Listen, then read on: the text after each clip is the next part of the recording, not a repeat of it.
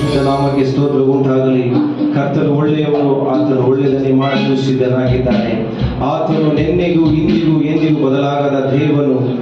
ಎಲ್ಲರಿಗೂ ಗೊತ್ತಿದ್ದ ಹಾಡು, ಪರಿಶುದ್ಧರು ಅತಿ ಪರಿಶುದ್ಧನೇ, ನಿನ್ನನ್ನೇ ಹೊಗಳಿಕೊಂಡಾಡುವೆವು. ಈ ಲೋಕದಲ್ಲಿ ಬೇರೆ ಯಾರು ಇಲ್ಲ ಸ್ವಾಮಿ, ನಿನ್ನಾಮವನ್ನೇ ಸ್ತುತಿ ಹಾಡುವೆ ಎಂಬ ಹಾಡನ್ನು ಹಾಡಿ ದೇವರ ನಾಮವನ್ನು ಘನಪಡಿಸುವ ಎಲ್ಲರೂ ಉತ್ಸಾಹದಿಂದ ಸಂತೋಷದಿಂದ ಆತನ ನಾಮವನ್ನು ಕರೆಗಳನ್ನು ತರುತ್ತಾ ಮಹಿಮೆಪಡಿಸುವ ಸ್ತೋತ್ರ. ಎಲ್ಲ ಕರೆಗಳನ್ನು ತರುತ್ತಾ ಆಮೇಲೆ ಸ್ತೋತ್ರ.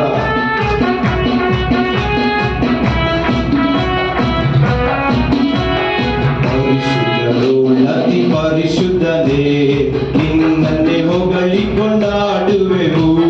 ಪರಿಶುದ್ಧರು ಅತಿ ಪರಿಶುದ್ಧನೇ, ನಿನ್ನನ್ನೇ ಹೊಗಳಿಕೊಂಡಾಡುವೆವು. ಈ ಲೋಕದಲ್ಲಿ ಬೇರ್ಯಾರು ಇಲ್ಲ, ನಿನ್ನಾಮವನ್ನೇ ಸ್ತುತಿ ಹಾಡುವೆ. ಈ ಲೋಕದಲ್ಲಿ ಬೇರ್ಯಾರು ಇಲ್ಲ, ನಿನ್ನಾಮವನ್ನೇ ಸ್ತುತಿ ಹಾಡುವೆ. ಈ ಲೋಕದಲ್ಲಿ ಬೇರ್ಯಾರು ಇಲ್ಲ, ನಿನ್ನಾಮವನ್ನೇ ಸ್ತುತಿ ಹಾಡುವೆ. ಈ ಲೋಕದಲ್ಲಿ ಬೇರ್ಯಾರು ಇಲ್ಲ, ನಿನ್ನಾಮವನ್ನೇ ಸ್ತುತಿ ಹಾಡುವೆ. ಶಿಷ್ಯರ ಕಾಲ್ಗಳ ತೊಳೆದವನೇ, ರಕ್ತದಿ ನನ್ನನ್ನು ತೊಳೆಯುವವನೇ. ಶಿಷ್ಯರ ಕಾಲ್ಗಳ ತೊಳೆದವನೇ, ರಕ್ತದಿ ನನ್ನನ್ನು ತೊಳೆಯುವವನೇ. ಈ ಲೋಕದಲ್ಲಿ ಬೇರ್ಯಾರು ಇಲ್ಲ, ನಿನ್ನಾಮವನ್ನೇ ಸ್ತುತಿ ಹಾಡುವೆ. ಈ ಲೋಕದಲ್ಲಿ ಬೇರ್ಯಾರು ಇಲ್ಲ, ನಿನ್ನಾಮವನ್ನೇ ಸ್ತುತಿ ಹಾಡುವೆ. ರೋಗಿಗಳ ರೋಗವೆಲ್ಲ ನೀಗಿಸುವ, ಪಾಪಿಗಳ ಪಾಪವೆಲ್ಲ ಕ್ಷಮಿಸುವನು. ರೋಗಿಗಳ ರೋಗವೆಲ್ಲ ನೀಗಿಸುವ, ಪಾಪಿಗಳ ಪಾಪವೆಲ್ಲ ಕ್ಷಮಿಸುವನು. ಈ ಲೋಕದಲ್ಲಿ ಬೇರ್ಯಾರು ಇಲ್ಲ, ನಿನ್ನಾಮವನ್ನೇ ಸ್ತುತಿ ಹಾಡುವೆ. ಈ ಲೋಕದಲ್ಲಿ ಬೇರ್ಯಾರು ಇಲ್ಲ, ನಿನ್ನಾಮವನ್ನೇ ಸ್ತುತಿ ಹಾಡುವೆ. ಈ ಲೋಕದಲ್ಲಿ ಬೇರ್ಯಾರು ಇಲ್ಲ, ವನ್ನೇ ಸ್ತುತಿ ಹಾಡುವೆ. ಈ ಲೋಕದಲ್ಲಿ ಬೇರ್ಯಾರು ಇಲ್ಲ, ನಿನ್ನಾಮವನ್ನೇ ಸ್ತುತಿ ಹಾಡುವೆ. ನಿನ್ ಜೀವ ನನಗಾಗಿ ಕೊಟ್ಟವನೇ, ನನ್ನ ಜೀವ ಸಂಪೂರ್ಣ ಅರ್ಪಿಸುವೆ. ನಿನ್ ಜೀವ ನನಗಾಗಿ ಕೊಟ್ಟವನೇ, ನನ್ನ ಜೀವ ಸಂಪೂರ್ಣ ಅರ್ಪಿಸುವೆ. ಈ ಲೋಕದಲ್ಲಿ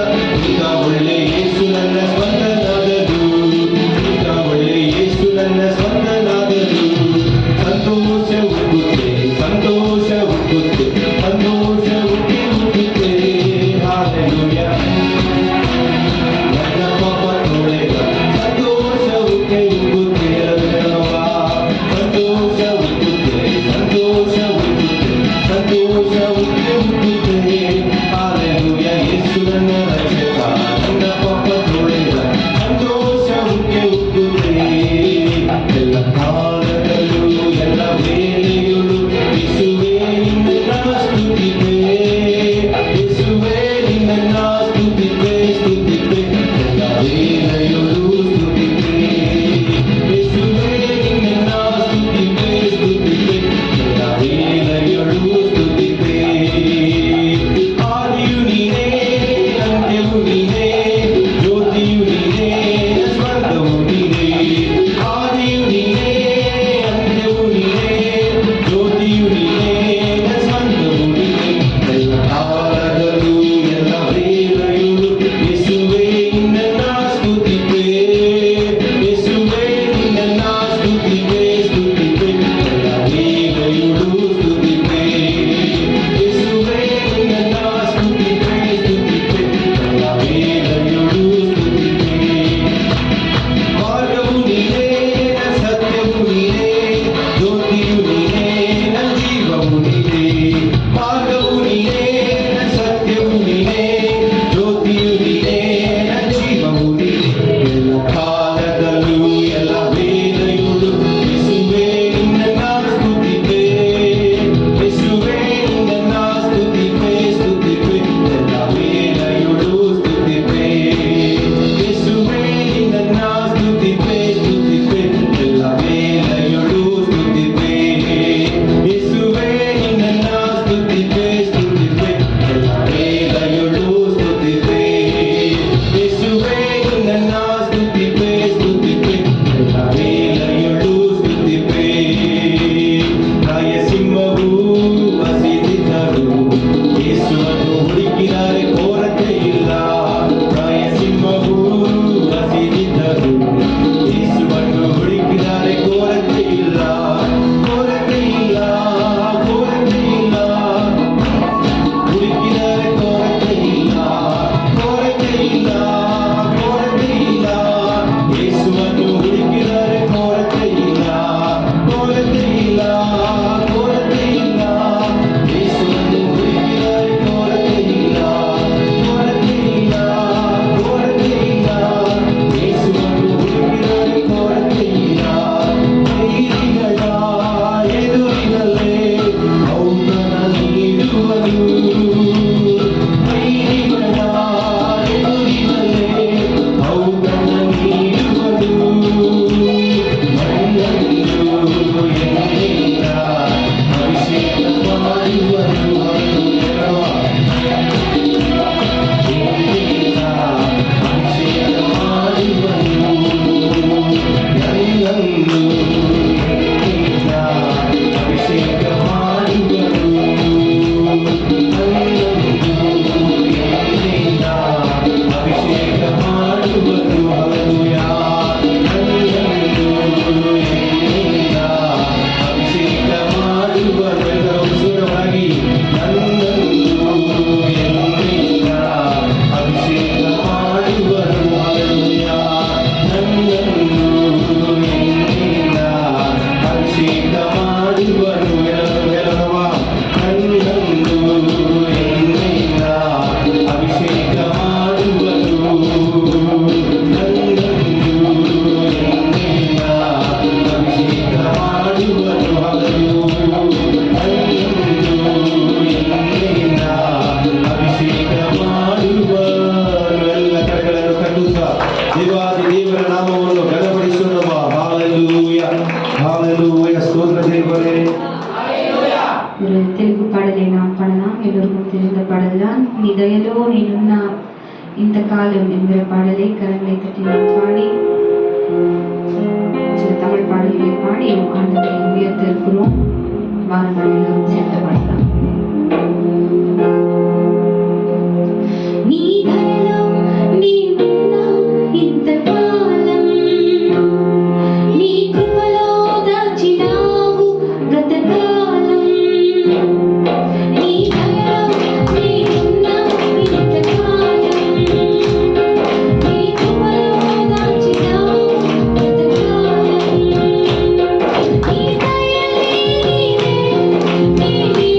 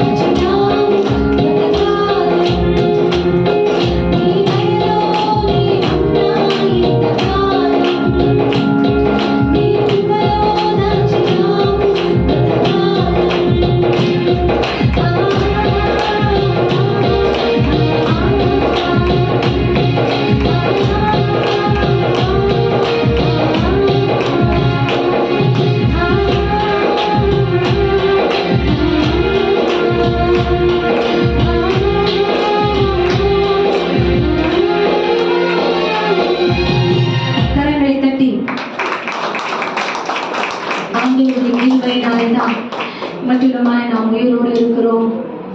எல்லாம் நன்றாக நடந்து கொண்டிருக்கிறது. ஆண்டவருடைய வல்லமையினாலே அவர் நம்மை நிரப்ப வல்லவராய் இருக்கிறார். ஆமென். ஹல்லேலூயா. அவருடைய அக்கியினாலே நம்மை நிரப்ப அவர் வல்லவராய் இருக்கிறார். ஹல்லேலூயா. எல்லோரும் சேர்ந்து இந்த பாடலை நாம் பாடலாம்.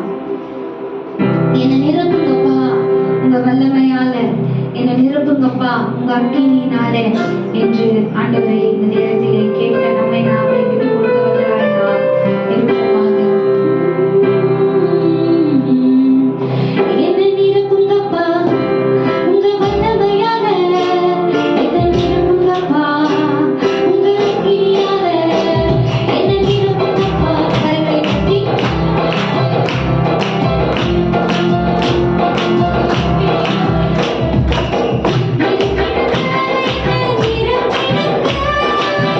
ஆமென்.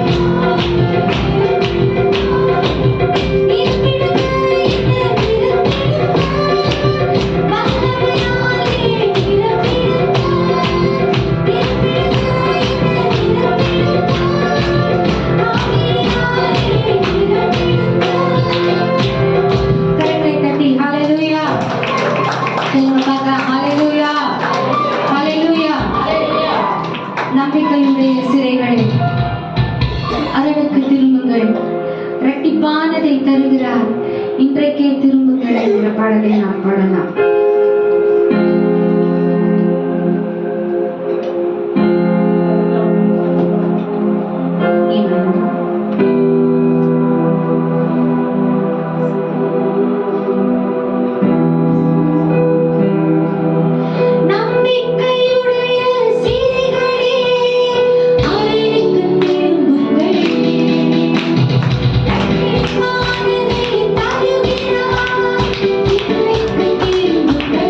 Thank you.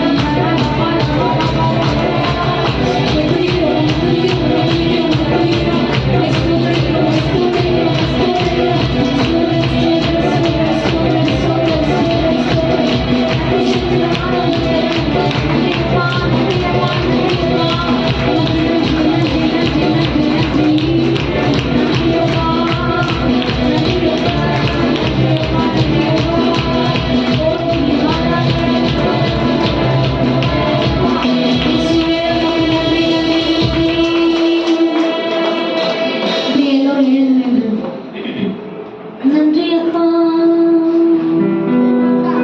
Thank you Jesus.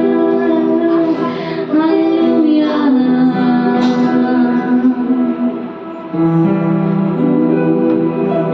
உள்ளத்தில் மகிழ்ச்சி நீதானையா, இல்லத்தில் எல்லாமே நீதானையா, என் உள்ளத்தில் மகிழ்ச்சி நீதானையா, இல்லத்தில் எல்லாமே நீதானையா, என் தேவையெல்லாம் நீதானே. Jesus.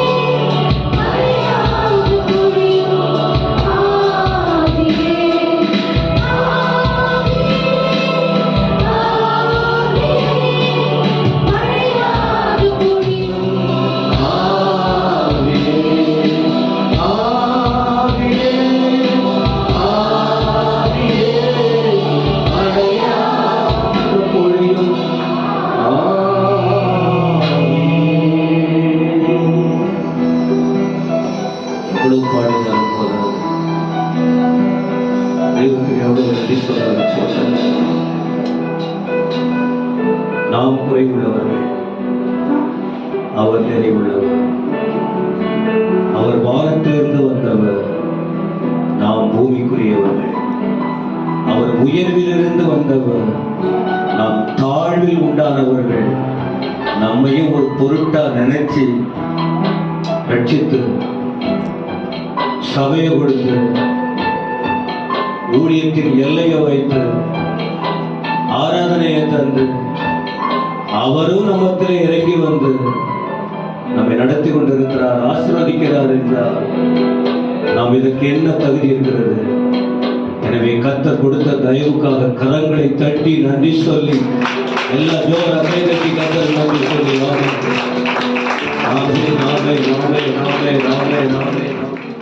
யோசுவா 7ஆம் அதிகாரத்தை திருப்பி வைத்துக் கொள்ளுங்கள். என்னுடைய செய்தி அதுக்குள்ளதான் இருக்கும். Joshua chapter 7. ಈ ದಿನದ ವಾಕ್ಯದ ಭಾಗವಾಗಿ ಯೆಹೋಶುವನ ಪುಸ್ತಕ 7ನೇ ಅಧ್ಯಾಯವನ್ನು ತೆಗೆದಿಟ್ಟುಕೊಳ್ಳಿ. ஆதியாகமம் 35:4 யாக்கோபு மரத்துக்கு கீழே புதைச்சி போட்டார், திரும்ப ஒரு முறை போய் அதை எடுக்கவே இல்லை. தேவ மனுஷன் உன்னை புதைச்சாச்சுன்னா, துப்பியாச்சுன்னா முயற்சி பண்ணணும். 1-2 தடுமாற்றங்கள் வரலாம். திரும்ப அங்க போயிட்டு அதை எடுக்க ஆரம்பித்தால் இதுதான் பின்மாற்றத்தின் அறிகுறி. இதுதான் கடவுளை விட்டு விலகுறது. இதுதான் கடவுளுக்கு விரோதமா போகிறது. விலகுதா உங்களுக்கு? யாக்கோபு எடுக்கவே இல்லை. ಆದಿಕಾಂಡ ಪುಸ್ತಕ 35ನೇ ಅಧ್ಯಾಯ 4ನೇ ವಚನದಲ್ಲಿ ನೋಡುತ್ತೇವೆ, ಯಾಕೋಬನು ಅನೇಕ ಕಾರ್ಯಗಳನ್ನು ಏಲಾ ವೃಕ್ಷದ ಬುಡದಲ್ಲಿ ಹೂಳಿಟ್ಟನು ಎಂಬುದಾಗಿ ಓದುತ್ತೇವೆ. ಮತ್ತೆ ಅದನ್ನು ಆತನು ತೆಗೆಯಲಿಲ್ಲ. ಅದೇ ರೀತಿಯಾಗಿ ಬೇಡವಾದ ಕಾರ್ಯಗಳನ್ನು ನಾವು ಮತ್ತೆ ತೆಗೆಯುವಾಗ ನಾವು ದೇವರಿಂದ ಹಿಂಜರಿದು ಹೋಗುವವರಾಗಿರುತ್ತೇವೆ. மோசே மணலுக்குள்ள புதைத்து போட்டார், திரும்ப அந்த பக்கம் திரும்பி கூட பார்க்கல. எல்லாம் இருக்கீங்களாங்க? கவனிக்கிறீங்களா? தேவனால் அழைக்கப்பட்ட தேவ பிள்ளைகள் மணலுக்கு கீழே புதைச்சாச்சுன்னா அது நமக்கு தேவை இல்லை. திரும்ப போய் அதை எடுக்க கூடாது. மோசேயும் அதை எடுக்கல, பிறகு யாக்கோபும் அதை எடுக்கவில்லை. ಮೋಶೆಯನ್ನು ನೋಡುವಾಗ ಅನೇಕ ಕಾರ್ಯಗಳನ್ನು ಮಣ್ಣಿನಲ್ಲಿ ಆತನು ಹೂಳಿಟ್ಟನು, ಮತ್ತೆ ಅದನ್ನು ತೆಗೆಯುವುದಿಲ್ಲ, ಅಲ್ಲಿ ಹೋಗಲೂ ಇಲ್ಲ. ಆದ್ದರಿಂದ ದೇವರ ಮಕ್ಕಳು ಯಾವುದನ್ನು ಬೇಡವೆಂದು ತೆಗೆದು ಬಿಡುತ್ತೇವೋ ಮತ್ತೆ ಅದನ್ನು ಮುಟ್ಟಬಾರದು. யாக்கோபு செஞ்சது கர்த்தருடைய வழியில் நடந்து அவருடைய வாக்கு தத்தம் தங்கள் மூலமா நிறைவேற வேண்டும் என்பதற்காக யாக்கோபு அதை செய்தார். அதனால பின்னிட்டு பார்க்கவில்லை. ಯಾಕೋಬನು ಮಾಡಿದ್ದು ಆತನು ಬೇಡವಾದ ವಿಷಯಗಳನ್ನು ಬಿಟ್ಟು ದೇವರ ಕಾರ್ಯಗಳನ್ನು ಹೊಂದಿಕೊಳ್ಳುವುದಕ್ಕಾಗಿ ಆತನು ಮತ್ತೆ ಹಿಂದೆ ನೋಡಲಿಲ್ಲ. மோசே தம்முடைய ஜனங்களுக்காக வைராக்கியம் கொண்டு அதை செய்தார். அதனால் திரும்ப அந்த பாதையில் அவர் போகவில்லை. ಆದರೆ ಮೋಶೆಯನ್ನು ನೋಡುವಾಗ ತನ್ನ ಜನರಿಗಾಗಿ ವೈರಾಗ್ಯದಿಂದ ಆ ಕಾರ್ಯವನ್ನು ಮಾಡಿದನು, ಮತ್ತೆ ಅದಕ್ಕೆ ಹೋಗಲಿಲ್ಲ. ஆனா இன்னொருத்தவன் ஒன்னு எடுத்து புதைச்சா திரும்ப அதை எடுத்தாங்க. ஒருத்தவன் புதைச்சா திரும்ப அதை எடுக்கக்கூடிய நிலை. ஏன்? தேவனுக்கு விரோதமான செயல். இதை நம்ம இன்னைக்கு விளக்க போறோம்.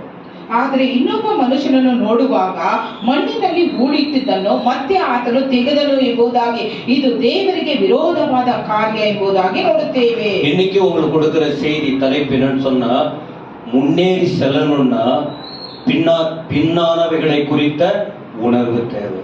நீ மேல வரணும்னா கடந்த கால காரியத்தை கொஞ்சம் சிந்தித்து வாழ வேண்டும். இதான் விஷயம். நீங்க உயர்வை நோக்கி போகணும்னா, ஆசீர்வாதமா வாழணும்னா, கடந்து வந்த பாதையில் ஏற்பட்ட வீழ்ச்சி பிரச்சனை தெரிந்து பாருங்க.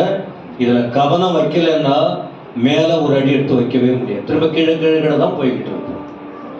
மேல வரணும்னு கர்த்தர் விரும்புகிறார். இல்லை நான் கீழே தான் இருப்பேன்னு சொன்னால் என்ன? கடந்து வந்த பாதையில் நம்மை சந்தித்த பாதித்த பிரச்சனைகளை யோசித்து திரும்ப அதற்குள்ளே நம்ம ஒரு அடி எடுத்து வைக்க கூடாது. எத்தனை பேருக்கு இந்த வார்த்தை விளங்குச்சு? ஆமா, இதான் செய்தி. ನಾವು ಉನ್ನತ ಸ್ಥಿತಿಗೆ ಹೋಗಬೇಕಾದರೆ ಅಥವಾ ಮುಂದೆ ಸಾಗಬೇಕಾದರೆ ಕಳೆದು ಬಂದಂತ ದಾರಿಯನ್ನು ಮತ್ತೆ ನಾವು ಯೋಚಿಸಿ ಅದನ್ನು ಮತ್ತೆ ಮುಟ್ಟಬಾರದು. ಆಗ ಮಾತ್ರ ನಾವು ಉನ್ನತ ಸ್ಥಿತಿಗೆ ಹೋಗಲು ಸಾಧ್ಯ. அப்ப இந்த செய்திக்குள்ள அது என்ன பின்னான நிலை? பின்னால போனா முன்னேற முடியாதா என்பதை செய்தியை கேட்கும்போது, ஆனா முன்னேற்றத்தை நோக்கி போவதற்கு வழிகாட்டுகிறவர் ಯಾರುன்னு சொன்னா ಆಂಡವರಾಗಿಯ ದೇವನ್ மட்டும்தான். ನಾವು ಮುಂದೆ ಸಾಗುವುದಕ್ಕೆ ಮಾರ್ಗವನ್ನು ತೋರಿಸುವವರು ಯಾರು? ಕರ್ತನಾದ ಯೇಸು ಕ್ರಿಸ್ತನು ಮಾತ್ರ. இது 8ஆம் அதிகாரம் முதல் வசனம். Joshua chapter 8 verse 1. யோசுவா 8ஆம் அதிகாரம் முதல் வசனம்.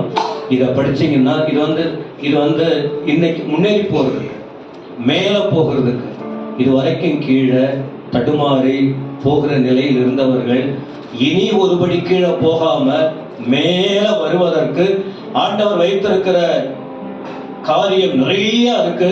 அங்கே பிரவேசிப்பதற்கு ஒரு வாக்குத்தத்தமாக நமக்கு இருக்கிற சம்பவத்தை நம்ம முன்னால வச்சு ஆண்டவர் இன்னைக்கு நம்மோட பேசுகிறார். ಯೆಹೋಶುವನ ಪುಸ್ತಕ 8ನೇ ಅಧ್ಯಾಯ 1ನೇ ವಚನದಲ್ಲಿ ನಾವು ನೋಡುತ್ತೇವೆ, ಮುಂದೆ ಸಾಗುವುದರ ಹಿಂದೆ ಏನಿದೆ ಎಂಬುದನ್ನು ನಾವು ಅರ್ಥ ಮಾಡಿಕೊಳ್ಳಬೇಕು. ಯಾಕೆಂದ್ರೆ ನಾವು ಮುಂದೆ ಸಾಗಬೇಕಾದ್ರೆ, ಉನ್ನತ ಸ್ಥಿತಿಗೆ ಬರಬೇಕಾದ್ರೆ ನಾವು ದೇವರು ಕೊಡುವ ಗ್ರಹಿಕೆಯನ್ನು ಗ್ರಹಿಸಬೇಕು. அப்பொழுது கர்த்தர் யோசுவாவை நோக்கி, நீ பயப்படாமலும் கலங்காமலும் இரு. நீ யுத்த ஜனங்கள் யாவரையும் கூட்டிக் கொண்டு எழுந்து ஆய் பட்டணத்தின் மேல் போ. இதோ ஆயின் ராஜாவையும் அவன் ஜனத்தையும் அவன் பட்டணத்தையும் அவன் நாட்டையும் உன் கையில் ಒಪ್ಪು ಕೊಡುತ್ತೇನೆ. ಅನಂತರ ಯೆಹೋವನು ಯೆಹೋಶುವನಿಗೆ, ಅಂಜಬೇಡ, ಕಳವಳಗೊಳ್ಳಬೇಡ, ಎದ್ದು ಭಟರೆಲ್ಲರನ್ನು ತೆಗೆದುಕೊಂಡು ಆಯಿಗೆ ಹೋಗು. ನೋಡು, ಆಯಿ ಎಂಬ ಊರಿನ ರಾಜ, ಪ್ರಜೆ, ನಗರ, ದೇಶ ಇವುಗಳನ್ನೆಲ್ಲ ನಿನಗೆ ಕೊಟ್ಟಿದ್ದೇನೆ. 8ஆம் அதிகாரத்துக்கு முன்புள்ள அதிகாரங்கள், 2 அதிகாரங்கள் என்ன தெரியுமா? பின்னானவைகள். இந்த முன்னே இருக்கிறதுக்கு பின்னால இருந்த காரியம், என் முதுகுக்கு பின்பக்கம்னு வச்சீங்களா, தூக்கி எரிஞ்சது.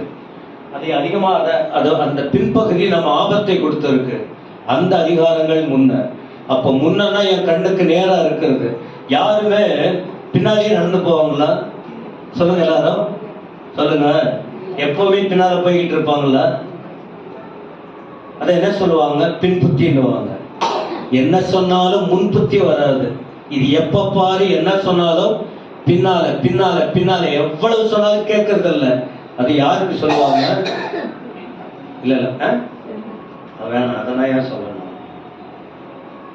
அதனால பின்புத்தி என்னங்கிறத யோசித்துங்க. பின்னால போவதல்ல, பின்னால இருக்கிறத யோசித்தா முன்புத்தி, முன்ன நோக்கி போக முடியும். ஏன்னா பின்னால அனுபவம், முன்னாலே முன்னேறி சென்று வெற்றியை பின்தொடர்தல். பின்னாலே தோல்வி, ஆனா முன்னாலே போனால் வெற்றியை சுதந்திரித்துக் கொள்ள முடியும். எத்தனை பேருக்கு இந்த வார்த்தைகள் விளங்குகிறது? ஆமா. ಹಿಂದೆ ನಾವು 6-7 ಅಧ್ಯಾಯಗಳನ್ನು ಓದುವಾಗ ಅದು ಹಿಂದೆ ಇದ್ದಂತ ವಾಕ್ಯಗಳು, 8ನೇ ಅಧ್ಯಾಯಕ್ಕೆ ಹಿಂದೆ ಇದ್ದಂತ ವಾಕ್ಯಗಳು. ನಾವು ನಡೆಯುವಾಗ ಮುಂದೆ ನಡೆಯುತ್ತೇವೆ ಹೊರತು ಹಿಂದೆ ಹೋಗುವುದಿಲ್ಲ. ಆದರೆ 6-7 ಅಧ್ಯಾಯಗಳು ಹಿಂದೆ ನೋಡುವಾಗ ಅದರ ಅನುಭವಗಳನ್ನು ಸೂಚಿಸುತ್ತದೆ, ಅದರ ಸಂಕಟಗಳನ್ನು ಸೂಚಿಸುವಂತದ್ದಾಗಿರುತ್ತದೆ. 8ஆம் அதிகாரத்துல ஆண்டவரே யோசுவா கிட்ட சொல்றாரு, பயப்பட வேணாம், கலங்க வேணாம். எது உங்களை பாதிச்சதோ இப்ப அதை விட்டு நீங்க மேல போறீங்க.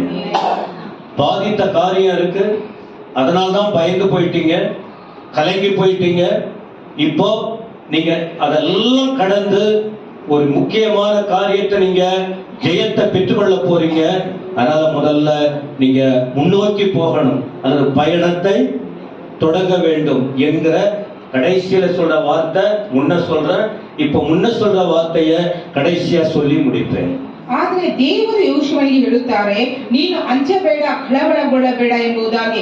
ಯಾಕೆಂದ್ರೆ ಹಿಂದೆ ನಡೆದಂತಹ ಸೋಲು, ಅಪಜಯ, ಅನೇಕ ಕಾರ್ಯಗಳನ್ನು ಕುರಿತು ನೀನು ಚಿಂತಿಸುವುದು ಬೇಡ, ನಿನ್ನ ಪ್ರಯಾಣವನ್ನು ಮುಂದುವರಿಸು ಎಂಬುದಾಗಿ ದೇವರು ಯೆಹೋಶುವನಿಗೆ ಹೇಳುತ್ತಾರೆ. சரி, என்ன விஷயம்? 4 காரியம் நான் சொல்லுவேன். ஒண்ணு, முதல்ல என்ன தெரியுமா? தேவனுக்கு கோபம். கிறிஸ்தவங்களுக்கெல்லாம் நல்லா புரிஞ்சுக்கணும். யாருக்கு கோபம்? மனுஷன் கோபம் ஒண்ணும் பண்ண முடியாது. தேவ கோபத்துக்கு உள்ளாக கூடாது. தேவ கோபம் ஒண்ணு, தேவ கோபம். 4 ವಿಷಯಗಳನ್ನು ನಿಮಗೆ ಹೇಳುತ್ತೇವೆ. ಅದರಲ್ಲಿ ಮೊದಲನೆಯ ಕಾರ್ಯ ದೇವರ ಕೋಪ. இரண்டாவது என்ன சொல்லுவேன்னா, தலைவர்களுக்கு அல்லது ஊழியக்காரங்களுக்கு ஏற்படுகிற தோல்வியும் வேதனையும், ஊழியக்காரங்களுக்கு கர்த்தருடைய பிள்ளைகளுக்கு ஏற்படுகிற வேதனை தೋಲ್ವಿ ಯಾರ್ ಕಾರಣ ಅದು பார்ப்போம். ಎರಡನೇದಾಗಿ ದೇವ ಸೇವಕರಿಗೆ ಬರುವಂತ ಸೋಲು ಮತ್ತು ಅಪಜಯ ಎಂಬುದಾಗಿ ನೋಡುತ್ತೇವೆ. மூன்றாவது கீழ்ப்படியாதவனால் ஏற்பட்ட துரோக செயல். சொல்ற வார்த்தையை கேட்காம துரோகம் பண்ணா அதனால் ஏற்படுகிற பாதிப்புகள், அதையும் கொஞ்சம் பார்ப்போம். ಮೂರನೇದಾಗಿ ಹೇಳುವಂತ ಮಾತಿಗೆ ವಿಧೇಯರಾಗದೆ ಅದರಿಂದ ಬರುವಂತ ಅಪಾಯ ಏನೆಂಬುದಾಗಿ ಹೇಳುತ್ತೇವೆ. துரோகம் பண்ணுகிறவர்களுக்கு ஏற்படுகிறதான அழிவு, துவக்கம் நல்லா இருக்கும், முடிவு அழிவா மாறிடும். இது அந்த மூணாவது வார்த்தைக்குள் இருக்கும். ಮೂರನೇ ವಿಷಯದಲ್ಲಿ ನೋಡುವಾಗ ದ್ರೋಹ ಮಾಡುವವರಿಗೆ ಪ್ರಾರಂಭದಲ್ಲಿ ಸಂತೋಷ ಇರುತ್ತದೆ, ಆದರೆ ಕಡೆಯಲ್ಲಿ ನಾಶನ ಎಂಬುದಾಗಿ ನಾವು ನೋಡುತ್ತೇವೆ. இத புரிஞ்சுகிட்ட பிறகு கடைசியா உணர்ந்தாச்சு. இந்த உணர்வு வந்த பிறகு தேவன் அந்த கோபத்தெல்லாம் மாற்றிக்கிட்ட பிறகு ஒரு வார்த்தை சொல்லுவார், எழுந்து புறப்படு. அதான் முன்னோக்கி செல்வதற்கு, முன்னே செல்வதற்கு பின்னால் இருந்த இந்த அனுபவங்கள். இப்படியெல்லாம் நீங்க பைபிளை படிச்சீங்கன்னா, தேவ வார்த்தையை கேட்டால் இதுவரைக்கும் எப்படி இருக்கலாம், ஆனா இனி வருகிற காலங்களில் முடிந்தவரை ஆண்டவருக்காக நிற்க முடியும் என்பது உண்மை. எத்தனை பேருக்கு இந்த வார்த்தைகள் புரியுது? சொல்லுங்க எல்லாரும். அந்த பாஸ்ட் பேசணும் அப்படிதான் பேசணுமா? ஒருத்தருடைய ஸ்டைல் வேற, தேவ நடத்துதல் வேற. அப்ப இந்த வார்த்தை தெளிவா புரிந்து கொண்டு ஒவ்வொருவர் அத்தனை பேரும் இந்த ಫ್ರೇಮ್க்குள்ள இருக்க வேண்டும். ನಾಲ್ಕನೇದಾಗಿ ನೋಡುವಾಗ ಅದನ್ನು ನಾವು ಆ ರೀತಿ ಇರುವಾಗ ಏನು ನಡೆಯುತ್ತದೆ ಎಂಬುದಾಗಿ ನಮ್ಮನ್ನು ನಾವು ಪರೀಕ್ಷಿಸಿಕೊಳ್ಳಬೇಕು ಎಂಬುದಾಗಿ ನೋಡುತ್ತೇವೆ. ஒரு வார்த்தை சொன்ன, நீங்க புதைச்சிட திரும்ப எடுக்கிறீங்களா, இல்ல புதைச்சு போட்டது அங்கேயே இருக்கா? பிசாசு போகட்டும். புதைச்சாச்சு மணல்ல, புதைச்சாச்சு மரத்துக்கு கீழே புதைச்சது கெட்ட வாசனை தானே வரும். கீழே புதைச்சுதான் நம்ம எடுக்கக்கூடாது என்பதை ரெண்டு காரியம் சொன்னேன். ஆனால் இந்த சம்பவத்துக்குள்ள நாம தியானிக்கும் போது அதில் இப்ப முன்னாடியே சொல்ற, இங்க கீழே புதைச்சது திரும்பவும் எடுத்தது. காரணம் என்ன? இந்த வரிசையா சொல்லுவோம்.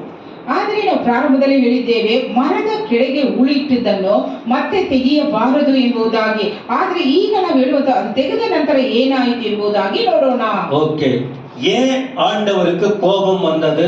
அன்றைக்கு கோபம் வந்தது, இன்றைக்கு கோபம் வருமா அப்படின்னா, முதல் காரியம், ஆண்டவருக்கு கோபம் வந்தது. 7ஆம் அதிகாரம் 1 வசனம், யோசுவா 7:1. ಆ ದಿನಗಳಲ್ಲಿಯೂ ದೇವರಿಗೆ ಕೋಪ ಬಂದಿತು, ಈಗಲೂ ಬರುತ್ತದೆ. ಅದರ ವಚನ ನೋಡುವಾಗ ಯೆಹೋಶುವನ ಪುಸ್ತಕ 7:1 ವಚನ. இஸ்ரவேல் புத்திரர் சாபத்தீடானதிலே துரோகம் பண்ணினார்கள். எப்படி எனில், யூதா கோத்திரத்து சேரா குமாரனுடைய சப்தியின் மகன் கர்மிக்கு பிறந்த ஆகான் என்பவன் சாபத்தீடானதிலே சிலதை எடுத்துக்கொண்டான். ஆகையால் இஸ்ரவேல் புத்திரர் மேல் கர்த்தருக்கு கோபம் வரும், ஆண்டவருக்கு கோபம் வரும். இந்த கதையா கேட்டீங்கன்னா ஈஸியா எடுத்துக்குவீங்க, கதையை கேட்டா ஈஸியா இருக்கும். இத தேவ சத்தமா கேட்டா நடுநடுங்கும், ஒரு உணர்வு ஏற்பட வேண்டும். ரெண்டு காரியம் உங்களுக்கு எப்பவும் சொல்லுவார். ஒன்று, சாவு எப்போ வரும் தெரியாது. போகும்போது சுண்டு விழுந்தா கூட விழுந்துடும், வெயில் வேற அதிகம். இல்லாவிட்டால் கர்த்தருடைய வருகை கூட இருக்கலாம். இது ரெண்டு எப்பவும் நானும் நீங்களும் பிரசங்கிமார்களும் விசுவாசிகளும் மறந்துவிட கூடாது. ಎರಡು ವಿಷಯಗಳು ನಿಮಗೆ ಹೇಳುತ್ತೇವೆ. ಸಾವು ಯಾವಾಗ ನಮಗೆ ಬರುತ್ತದೋ ಅದನ್ನು ಮರೆತು ಹೋಗಬಾರದು. ದೇವರ ಎರಡನೇ ಬರುವಿಕೆ ಯಾವಾಗ ಬರುತ್ತದೋ ನಾವು ಸಿದ್ಧರಾಗಬೇಕಾಗಿದೆ. 7:1 ನೋಡುತ್ತೇವೆ, ಯೆಹೂದ ಕುಲದವನು, ಜೆರಹನ ಗೋತ್ರದವನು, ಚಪ್ಪಿಯ ಕುಟುಂಬದವನು, ಕರ್ಮಿಯ ಮಗನೂ ಆದ ಆಕಾನನು ಯೆಹೋವನಿಗೆ ಮೀಸಲಾಗಿದ್ದ ವಸ್ತುಗಳಲ್ಲಿ ಕೆಲವನ್ನು ಕದ್ದುಕೊಂಡದರಿಂದ ಇಸ್ರಾಯೇಲರೆಲ್ಲರೂ ದ್ರೋಹಿಗಳಾದರು. ಯೆಹೋವನ ಕೋಪವು ಅವರ ಮೇಲೆ ಉರಿಯ ಹತ್ತಿತು. பொதுவா கிறிஸ்தவங்க என்ன யோசிச்சுக்கிட்டு இருக்கோம் தெரியுமா? பாஸ்டங்க தான் அப்படி பேசுவாங்க, இவங்க தான் அப்படி பேசுவாங்க, ஆண்டவரெல்லாம் அப்படி செய்வது தப்பு கணக்குப்படாதீங்க. அவர் நீதியுள்ளவர் தான், அன்புள்ளவர் தான் ஒரு பக்கம். மறுபக்கம் அவருக்கு பிடிக்கலன்னா பட்சிக்கிற அக்கினி. கோபம் வெளிப்பட்டால் முடிஞ்சு போச்சு வாழ்க்கை. தேவ கோபம் நம்ம மேல வராம இருக்க நம்முடைய வாழ்க்கை லகுவா இருக்கணும். ஒவ்வொரு நாளும் யோசித்து யோசித்து யோசித்து நாம ஜாக்கிரதையா, நமக்கு நல்லா தெரியும் ஆண்டவரை நம்ம கோபப்படுத்துறோமா என்பது நமக்கு நன்கு தெரியும். இதுல ஜாக்கிரதையாய் இருக்க வேண்டும். ஆண்டவரின் ஒரு பக்கத்தை மட்டும் யோசித்துக்கிட்டு தோத்திரம் போடாதீங்க. அடுத்த பக்கம் சடுதியாக செயல்படும். தப்பிக்கவே முடியாது ஒரு நபரும். ಎಚ್ಚರಿಕೆயின் ವಾರ್ತೆ. ಆದ್ರೆ ಅನೇಕರು ಹೇಳಬಹುದು ಬೋಧಕರೇ ಈ ರೀತಿಯಾಗಿ ಹೇಳುವುದು, ಆದರೆ ದೇವರು ಪ್ರೀತಿಯುಳ್ಳವರು, ಕ್ಷಮಿಸುವವರು ಎಂಬುದಾಗಿ ನಾವು ಹೇಳಬಹುದು. ಆದರೆ ಒಂದು ಕಡೆ ಆತನು ನೀತಿಯನ್ನು ಕೊಡುವಂತ ದೇವರು, ಪ್ರೀತಿಯನ್ನು ಕೊಡುವಂತ ದೇವರು, ಆದರೆ ಇನ್ನೊಂದು ಕಡೆ ನೋಡುವಾಗ ಆತನು ದಹಿಸುವ ಅಗ್ನಿಯಾಗಿದ್ದಾನೆ ಎಂಬುದಾಗಿ ಬರೆಯಲ್ಪಟ್ಟಿದೆ. எல்லாம் இருக்கிறீங்களா? இருக்கிறீங்கன்னா என்ன சொல்லணும்? கையை உயர்த்தி என்னது சொல்லுங்க. எல்லாம் அங்க இருக்கீங்களா? என்னென்ன கவனம் எல்லாம் அங்க இருக்கணும். திடீரெல்லாம் கோபம் வராது. ஆண்டவருக்கு சும்மா மூச்சு விட்டா கோபம், சிலதுங்களுக்கு மூச்சு விட்டா கோபம் வரும். அது எப்போ என்னன்னு தெரியல. என்ன சாப்பிடுறாங்க சொல்லுங்க, பரவாயில்ல சொல்லுங்க. என்னது அப்படியா? அப்பவே கழுத்து பிடிச்சிட்டா கவனிங்க. இது கொஞ்சம் மூச்சு விட்டா கோபம். கோபத்தை அடக்க தெரியலன்னா மனுஷனே சொல்லுங்க எல்லாரும். நம்ம அந்த இதெல்லாம் சொல்லுவாங்க, 5 புலன்களையும் அடக்கி ஆள்பவனே.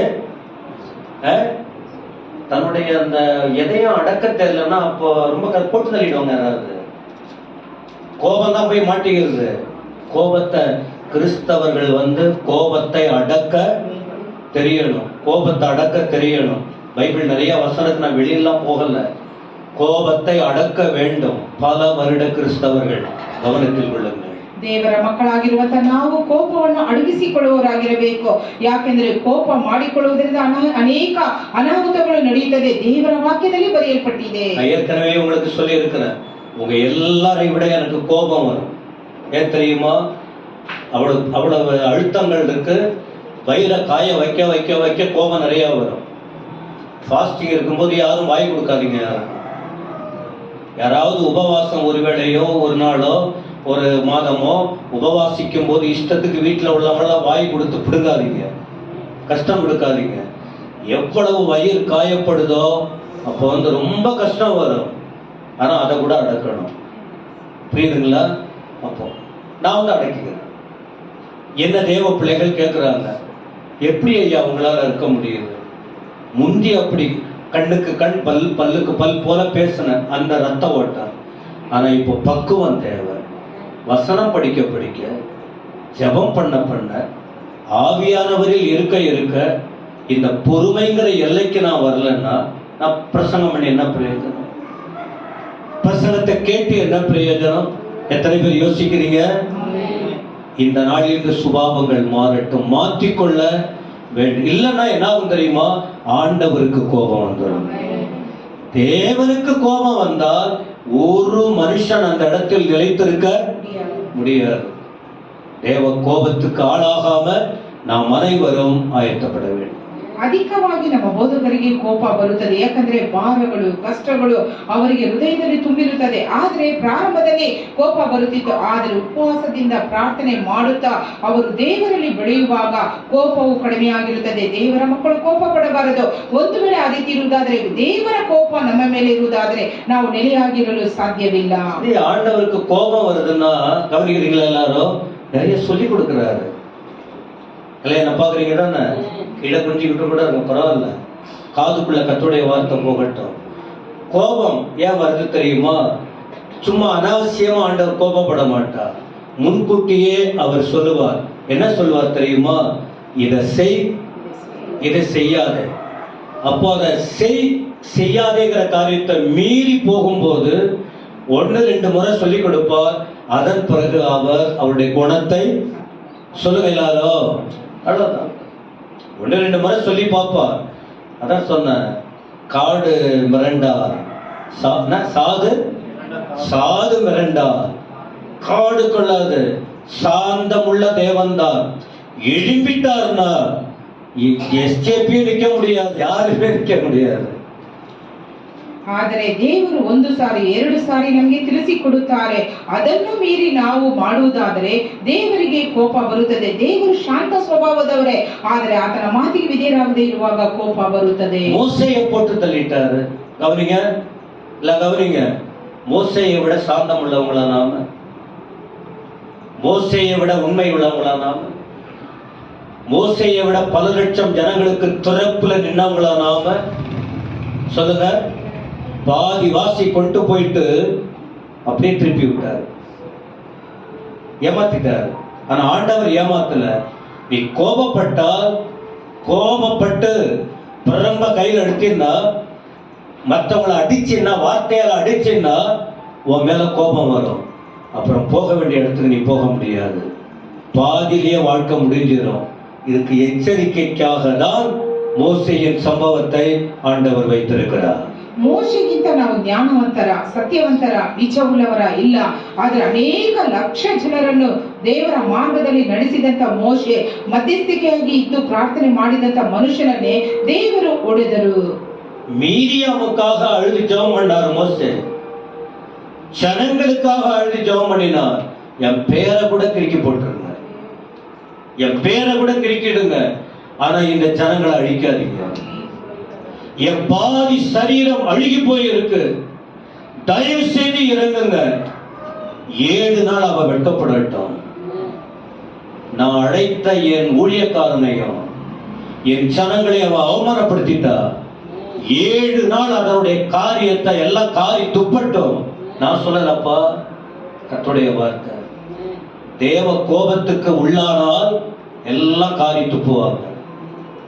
இதெல்லாம் பைபிள்ல இருக்கு, வேதத்தில் இருக்கிறது. மீரியா ஜபத்தை கூட ஆண்டவருக்கு, மீரியாவுக்காக மோசே ஜபத்தை கேட்டார். முறுமுறுத்த ஜனங்களுக்காக அழுத போது அந்த ஜபத்தை கேட்டார்.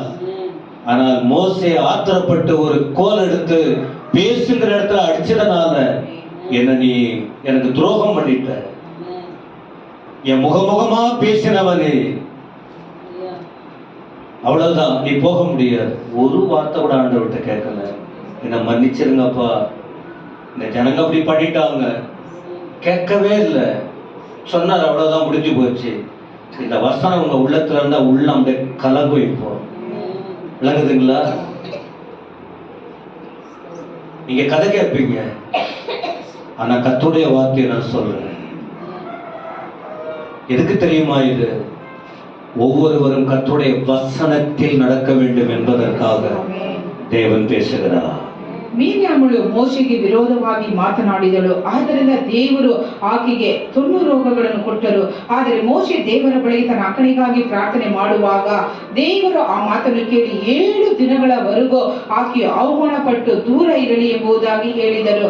ಆದರೆ ಮೋಶೆಗೆ ದೇವರು, ಮೋಶೆ ಇಸ್ರೇಲ್ ಜನರನ್ನು ಎಲ್ಲರನ್ನು ನಾನು ನಾಶಪಡಿಸುತ್ತೇನೆ ಎಂಬುದಾಗಿ ಹೇಳುವಾಗ, ನನ್ನ ಹೆಸರನ್ನು ಬೇಕಾದರೆ ಅಚ್ಚೀಯವಾದರ ಪುಸ್ತಕದಿಂದ ತೆಗೆದು ಹಾಕೋ, ಈ ಜನರನ್ನು ಅಳಿಸಬೇಡ, ಉಳಿಸು ಎಂಬುದಾಗಿ ದೇವರಲ್ಲಿ ಪ್ರಾರ್ಥನೆ ಮಾಡಿದರು.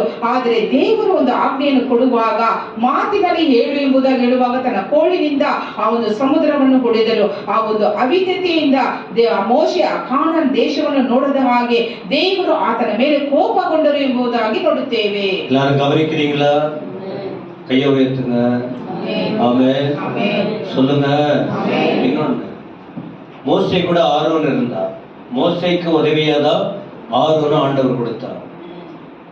ஆரோனும் போகல, மோசேக்கு சொல்லிட்டாரு, அவ்வளவுதான், நேரடியா சொல்லிட்டாரு, நீ போக முடியாது.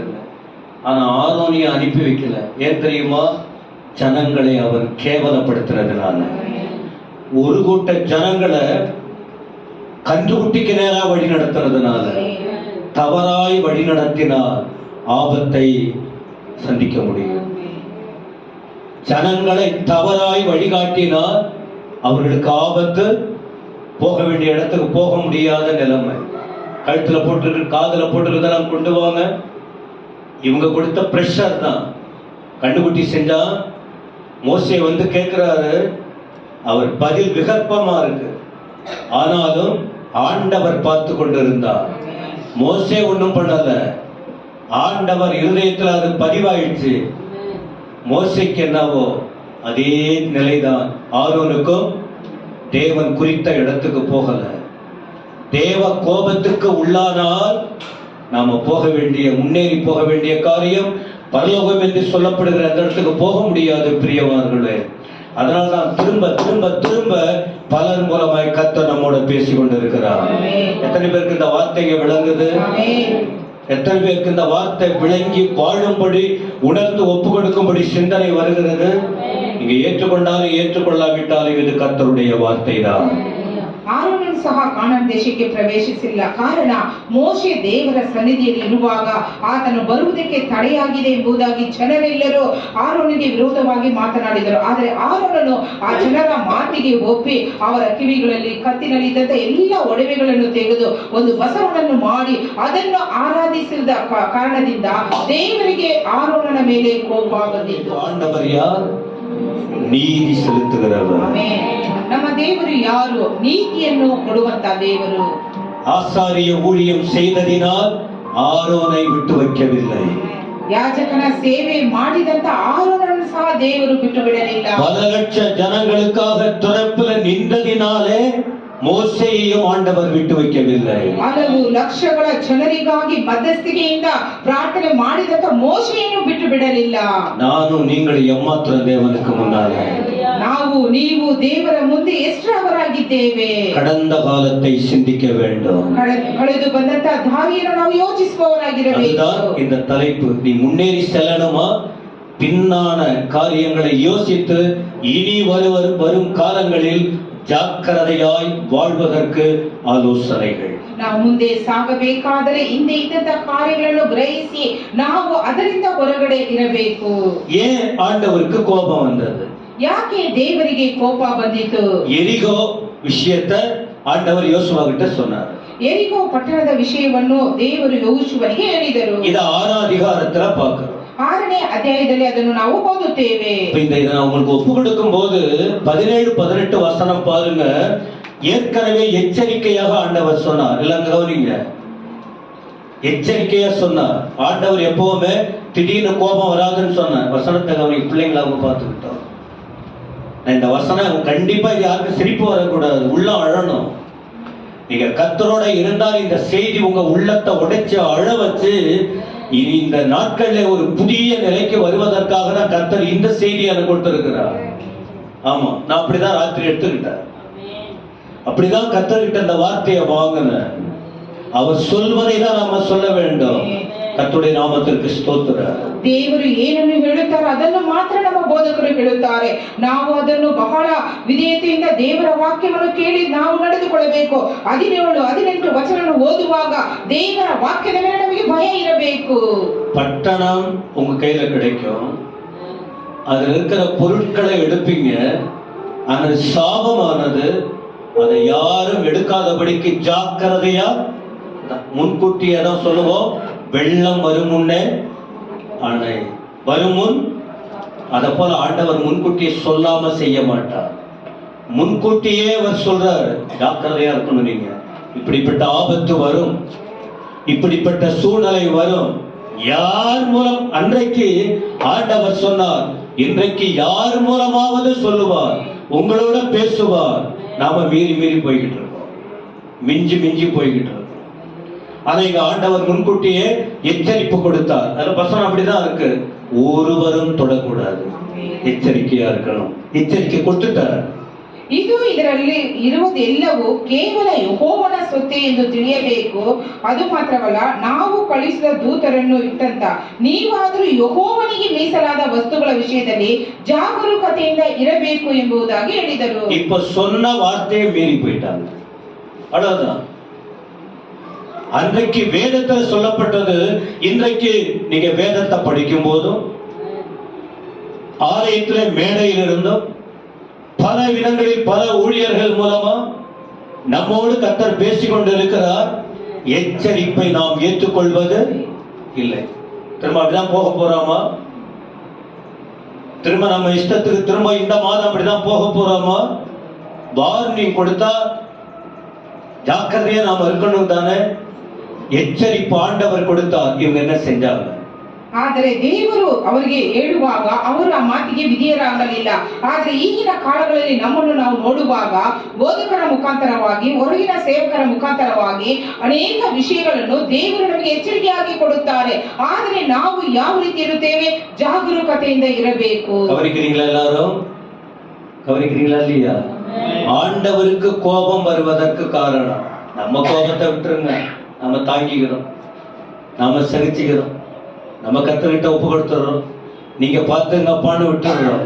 ஆனா ஆண்டுடைய கோபத்துல அவனுடைய விஷயம் மாற்ற முடியாது. தேவனை கோபப்படுத்துறதுக்கு காரணம் வரிசையா சொல்ற. ಈಗ ಬೋಧಕರನ್ನು ನಾವು ಕಷ್ಟಪಡಿಸುತ್ತೇವೆ, ಆದರೆ ಅವರ ಕೋಪವು, ಅವರ ಎಲ್ಲಾ ಕಾರ್ಯಗಳು ಒಂದು ಕಡೆ ಬಿಟ್ಟು ಬಿಡುತ್ತಾರೆ. ಆದರೆ ದೇವರ ಕೋಪವನ್ನು ತಣಿಸಲು ಸಾಧ್ಯವಿಲ್ಲ. ಅದಕ್ಕೆ ಕಾರಣ ಏನೆಂಬುದಾಗಿ ಹೇಳುತ್ತೇವೆ. 7ஆம் அதிகாரம் முதல் வசனம், துரோகம் பண்ணுவது. ஆண்டவர் சொன்னார், அதை கேட்கல, அதற்கு என்ன பேர் சொல்றாங்க? இஸ்ரவேல் துரோகம் பண்ணினது. பெத்தேல் சபை துரோகம் பண்ணிக்கொண்டே இருக்கிறது. எப்பொழுது தேவ வார்த்தையை கேட்காம அவங்க இஷ்டத்துக்கு வாழ்ந்தால் யாருக்கு விரோதமான செயல் அது? சத்தமா சொல்லுங்க, தேவனுக்கு விரோதமான துரோகம். துரோகம்னா அது ஒரு விளக்கம் கொடுக்கணும். நேரத்தை நான் பார்க்கணும்ல, இப்ப நான் நடத்தும் போது நேரத்தை நான் ஃபாலோ பண்ணணும். அதனால இந்த முக்கிய வார்த்தையை பிடித்துக் கொள்ளுங்க. நீங்க யோசிங்க, குடும்பத்தை தெளிவுபடுத்துங்க, வாய்ப்பு இருக்கும்போது பிறருக்கு சொல்லுங்க, ஒரு நல்ல சந்ததியை ஆண்டுடைய ராஜ்யத்துக்கு ஆயத்தப்படுத்துங்க. ಯೋಶುವ 7:1 ನೋಡುತ್ತೇವೆ, ಇಸ್ರಾಯೇಲರೆಲ್ಲರೂ ದ್ರೋಹಿಗಳಾದರು ಎಂಬುದಾಗಿ. ಆದರೆ ಈಗ ನಮಗೆ ಹೇಳುತ್ತದೆ, ಬೆತ್ತೇಲ್ ಸಭೆಯ ಮಕ್ಕಳಾದಂತ ನಾವು ದೇವರ ಮಾತನ್ನು ಕೇಳದೆ, ದೇವರ ಮಾತಿಗೆ ವಿಧೇಯರಾಗದೆ ಇರುವಂತದ್ದು ದೇವರಿಗೆ ಮಾಡುವಂತಹ ದ್ರೋಹವಾಗಿರುತ್ತದೆ. 11ஆம் வசனத்தில் 4 காரியம் சொல்லப்பட்டிருக்கிறது. 11ஆம் வசனத்துல அவங்க அந்த தேவனுக்கு கோபம் வருவதற்கு செய்த காரியம், அங்க 4 காரியம் இருக்கு பாருங்க. அந்த வசனத்தை 11ஆம் வசனத்தை ನೋಕುಂಗಳು ಪಾರುಂಗಳು. 11ನೇ ವಚನದಲ್ಲಿ ಅವರು ದೇವರಿಗೆ ದ್ರೋಹ ಮಾಡಿದಂತ ಕಾರ್ಯಗಳು 4 ವಿಷಯಗಳು ಬರೆಯಲ್ಪಟ್ಟಿದೆ. இஸ்ரவேலர் பாவம் செய்தார்கள். பாவம், துரோகம். சொல்லுங்க, நீங்க வீட்டுல போயிட்டு உட்கார்ந்து மெடிடேட் பண்ணாதான் இன்னும் நல்லா தெளிவாகும். அப்பதான் கொஞ்சம் கொஞ்சமா நம்ம கடவுளுக்காக வாடுறதுக்கு. துரோகம் பண்ணாங்க. ரெண்டாவது அங்க சொல்றாரு, பாவம் பண்ணாங்க. ಇಲ್ಲಿ ನೋಡುತ್ತೇವೆ, ಮೊದಲನೇದಾಗಿ ದ್ರೋಹ ಮಾಡಿದರು, ಎರಡನೇದಾಗಿ ಅವರು ಪಾಪ ಮಾಡಿದರು. அப்புறம் ஆண்டவர் சொல்றாரு, நான் கட்டளையிட்டு நான் அவர்களுக்கு கட்டளையிட்ட என் உடன்படிக்கையை, அத ஆண்டவர் கிழிச்ச கோட்டை விலகி விலகி போறது. என்ன விஷயம் தெரியுமா? இத பேசாதீங்க, பேசுறது. இத செய்யாதீங்க, செய்யறது. இதான் மீறி மீறி போகுது. இன்னைக்கு நம்ம கிட்ட அது நிறைய இருக்கு. மாற்றிக்கொள்ளுங்க, நல்லது. அவங்க அததான் செஞ்சாங்க. ಇಸ್ರಾಯೇಲರು ನನ್ನ ನಿಬಂಧನೆಯನ್ನು ಮೀರಿ ಪಾಪಿಷ್ಠರಾಗಿದ್ದಾರೆ. ಈಗ ಹೇಳುವಂತದ್ದು, ಇದನ್ನು ಮಾತನಾಡಬೇಡಿರಿ, ಮಾತನಾಡುವುದು, ಇದನ್ನು ಮಾಡಬೇಡಿರಿ, ಅದನ್ನು ಮಾಡುವುದು, ಇದು ದೇವರ ಕಾರ್ಯಗಳಲ್ಲಿ ಮೀರುವಂತದ್ದಾಗಿರುತ್ತದೆ. வேண்டாம், எடுக்காதீங்கன்னு சொன்னார். 6:18 சாபத்தீடானத யாரும் எடுக்க கூடாதுன்னு எச்சரிக்கை கொடுத்தார். இவங்க என்ன செஞ்சாங்க? சாபத்தீடானதில் எடுத்து கொண்டாங்க. எவ்வளவு துணிகரம் தானே அது. அப்ப யாருக்கு கர்த்தர் பேசுறது? அன்றைக்கு யாருக்கு சொல்லிக் கொடுத்தது?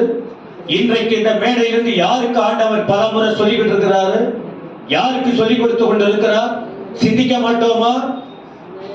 ಆದರೆ 6:18 ದೇವರು ಹೇಳಿದರು, ಶಾಪವಾದ ವಸ್ತುಗಳನ್ನು ನೀವು ತೆಗೆದುಕೊಳ್ಳಬೇಡಿರಿ ಎಂಬುದಾಗಿ.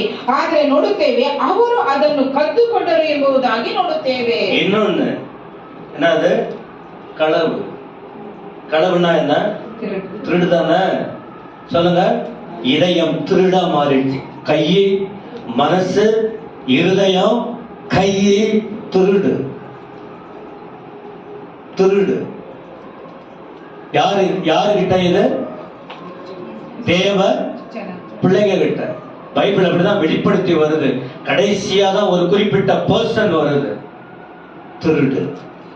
ನೋಡುತ್ತೇವೆ, ದೇವರಿಗೆ ಮೀಸಲಾದ ವಸ್ತುಗಳನ್ನು ತೆಗೆದುಕೊಂಡು ಕಳ್ಳರಾದರು ಎಂಬುದಾಗಿ. ಮಾತಿನಲ್ಲಿ, ಚಿಂತನೆಯಲ್ಲಿ, ಕೈಗಳಲ್ಲಿ ಅವರು ಕಳ್ಳತನ ಮಾಡಿದರು. அடுத்த வார்த்தை வஞ்சித்தல். அது என்னது? ஏமாத்துறது தானே. வஞ்சித்து. எப்படி? அனனியா சப்ராள் போல. கணவன் மனைவி 2 பேரும் சேர்ந்து பொருத்தனைக்கு விரோதமா. அதான் பல முறை சொல்றேன், கணவன் மனைவி ஜெபத்துக்கு முக்கியத்துவம் கொடுக்கணும், வசனத்துக்கு முக்கியத்துவம் கொடுக்கணும். தவறான காரியத்துக்கு சேர்ந்தீங்க, ஆபத்தை சந்திக்க வேண்டியது இருக்கும். அவங்க 2 பேரு யார் கேட்டாங்க? அவங்கள அனனியா சப்பிரால யார் கேட்டது? 2 பேரும் ஒன்றுபட்டார்கள். இவ்வளவுதான் வித்தீங்களா? ஆமா. ஏமாத்து செய்ய வஞ்சித்த பலன் என்ன வந்தது பாருங்க. இதுதான் எச்சரிப்பு. அன்றைக்கு வேதத்தின் எச்சரிப்பு, இன்றைக்கு தேவ சமூகத்தில் கூடிய வசனத்தை தியானிக்கிறவர்களுக்கு ஆண்டவர் எச்சரிப்பு கொடுக்கிறார். ஏன்? இந்த செயல்கள் எதற்குள்ளே போகிறது? தேவனுடைய கோபத்துக்கு உள்ளாகிறது. ಅನನೀಯ ಸಫೈರು ನೋಡುವಾಗ ಅವರು ತನ್ನ ವಸ್ತುಗಳನ್ನು ಆಸ್ತಿಯನ್ನು ಮಾರಿ ದೇವರ ಮುಂದೆ ಸುಳ್ಳು ಹೇಳಿದರು. ಇಷ್ಟೇನ ಎಂಬುದಾಗಿ ಹೇಳುವಾಗ ಹೌದು ಎಂಬುದಾಗಿ ದೇವರಿಗೆ ವಂಚಕ ಮಾಡಿದರು. ಇಲ್ಲಿ ನೋಡುತ್ತೇವೆ, ಮೀಸಲಾದ ವಸ್ತುಗಳನ್ನು ಕಳ್ಳತನ ಮಾಡಿ ತಮ್ಮ ಸಾಮಾನುಗಳಲ್ಲಿ ಅಡಗಿಸಿಟ್ಟು ವಂಚಕರಾದರು ಇಸ್ರಾಯೇಲ್ ಜನರು ಎಂಬುದಾಗಿ. இப்ப இந்த காரியம் புரிஞ்சிச்சா? ஆண்டவரை கோபப்படுத்துறதுனால, கோபப்பட்டதுக்கு காரணம் இவர்கள் மக்கள் செய்த செயல். அப்போ ஒருத்தவங்களுக்கு ஒரு சின்ன பிள்ளை விளையாண்டுகிட்டே இருக்கு, திடீர்னு அது போட அப்படி சொல்லிடுமா?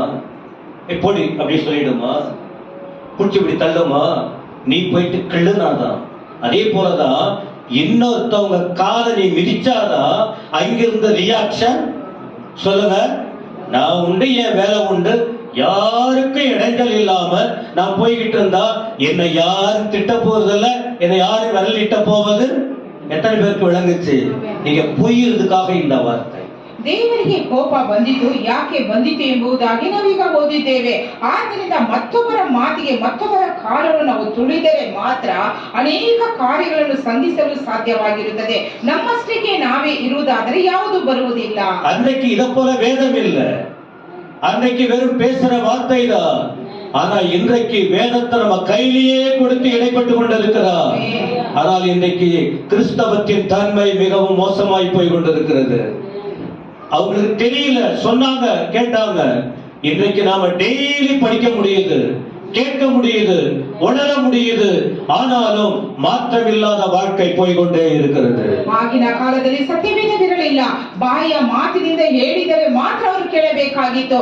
ಆದರೆ ದೇವರು ಈಗ ಪರಿಶುದ್ಧ ಗ್ರಂಥವಾದ ಸತ್ಯವೇದವನ್ನು ಮಾತ್ರದಲ್ಲಿ ಕೊಟ್ಟಿದ್ದಾರೆ. ನಾವು ಓದುತ್ತೇವೆ, ಕೇಳುತ್ತೇವೆ, ಆದರೆ ಅದಕ್ಕೆ ತಕ್ಕಂತೆ ನಡೆಯುವವರಾಗಿರಬೇಕು. இது முக்கியம். ஏன்னா ஆண்டவர் மனசை யாரும் வேதனைப்படுத்த ஏமாந்துராதீங்க. மனுஷங்க தான் அப்படி பார்ப்பாங்க, பாஸ்டர் தான் அப்படி சொல்லுவாங்க. எங்க ஆண்டவர் அப்படி. இனி அந்த சிந்தனையை மாத்துங்க. மனுஷங்களாவது ஆண்டு விட்டு அழுவாங்க, பேச்ச நெட்டிக்குவாங்க. ஆனா ஆண்டவர் அமைதியா இருக்க மாட்டார். என் அன்பு சகோதர சகோதரி, உங்களுக்கு நல்லா தெரியும், அரசன் அன்பு கொள்வார், தெய்வம் ஆண்டவர் பொறுமையா தான் இருப்பார். மனுஷங்க உடனே உடனே உடனே கோபத்துல அடிச்சு தட்டி விட்டு போயிடுவாங்க. ஆனா ஆண்டவர் எல்லாம் சேர்ந்து, வட்டி முதல் எல்லாம் சேர்ந்து, சொல்லுங்க, இஸ்ரவேல் ஜனங்களை பாதுகாத்து எகிப்து ஜனங்களை வட்டி முதல்லாம் சேர்த்து பண்ணாரா இல்லையா? எங்க? சிவந்த சமுத்திரத்துல.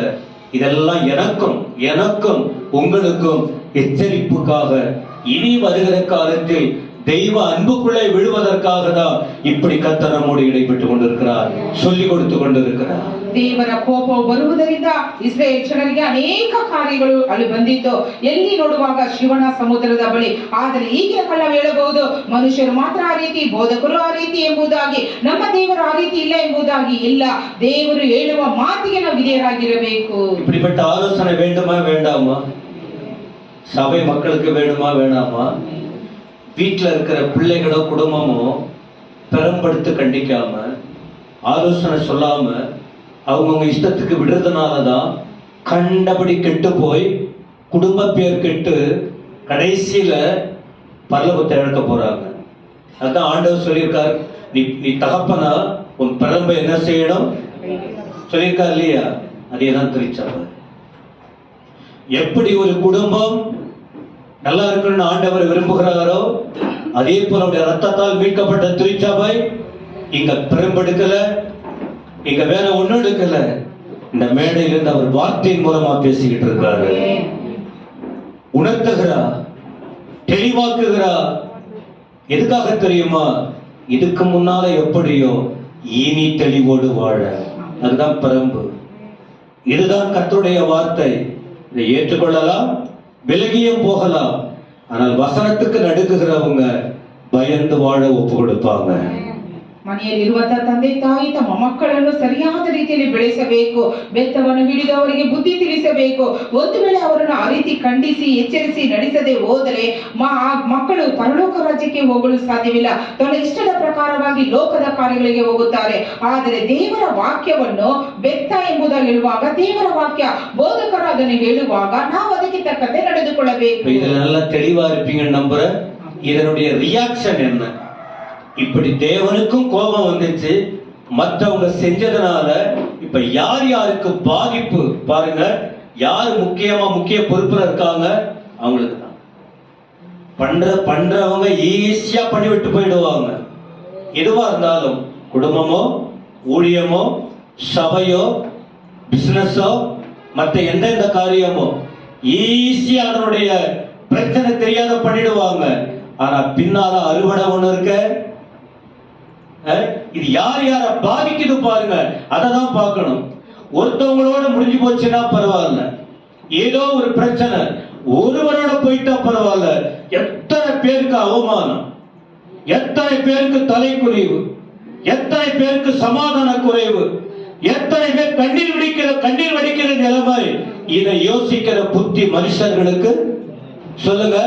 அந்த புத்தி வரணுங்கிறதுனால்தான் ஆண்டவர் இந்த வசனம் என்ற கண்ணாடிய உங்க முகத்து முன்னால காது வழியா வச்சு உங்களை பார்க்க வைக்கிறார். ஞானம் உள்ளவர்கள் உணர்ந்து கொள்ளட்டும்.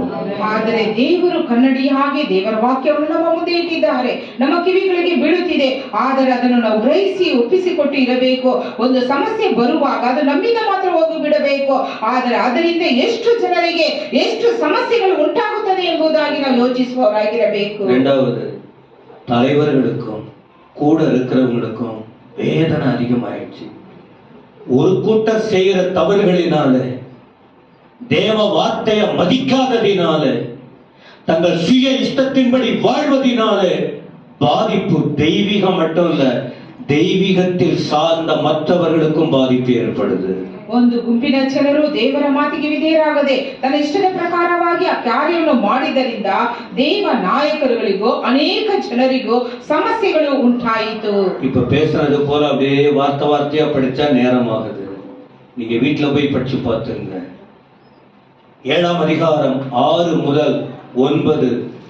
யோசுவாவும் முக்கியமான இடத்துல இருக்கிறவங்களும் தலை குனிஞ்சு கிடக்கிறாங்க, கீழே விழுந்துட்டாங்க.